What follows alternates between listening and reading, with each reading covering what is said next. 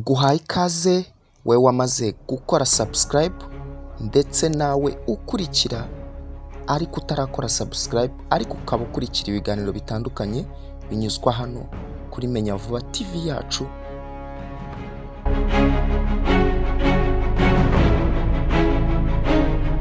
Niba warumvishe igice cya kabiri cy'iyi nkuru ko nahindutse indaya ruharwa, uribuka neza ko twagarukiye turi kuza twerekeza i Kigali, tumaze kurenga kwa Nyirangarama. Shoferi wari udutwaye yikanze umuntu wambukaga umuhanda.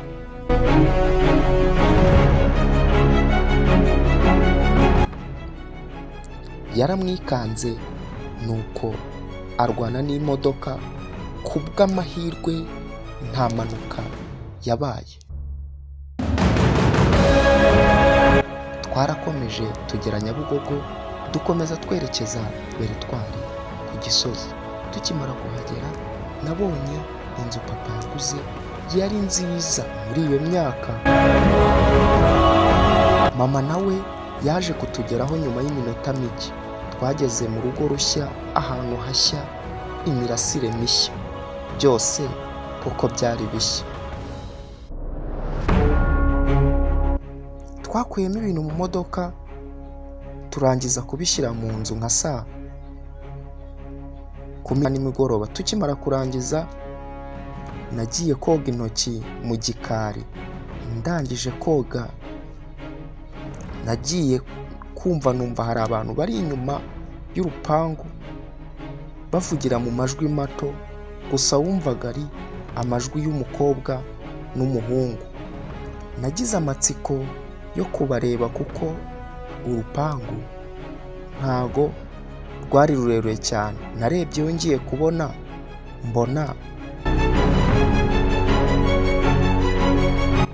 ni umukobwa n'umuhungu bari gusomana. Mbona umuhungu ari kumusoma ari nako amukora ku mabere, ari nako amanura intoki akamukora ku matako, akazamura akajipo yari yambaye wabonaga ari kagufi, akamukora ku gitsina ari nako umukobwa yitatsa cyane mu ijwi ritoya.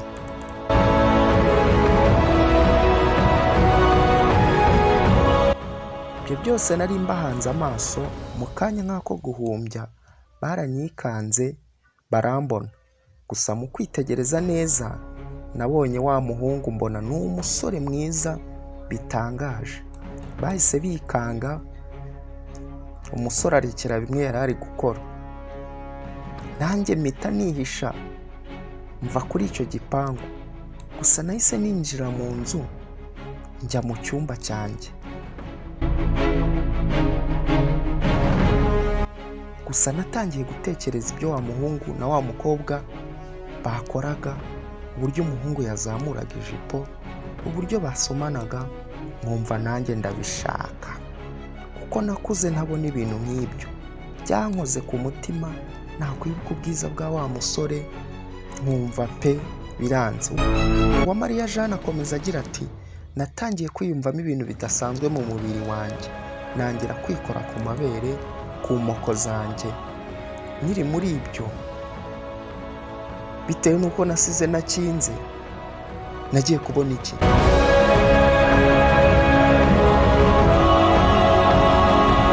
Nagiye kubona mbona papa mpagaze iruhande. Yabonaga yari ari kumbona nikinisha.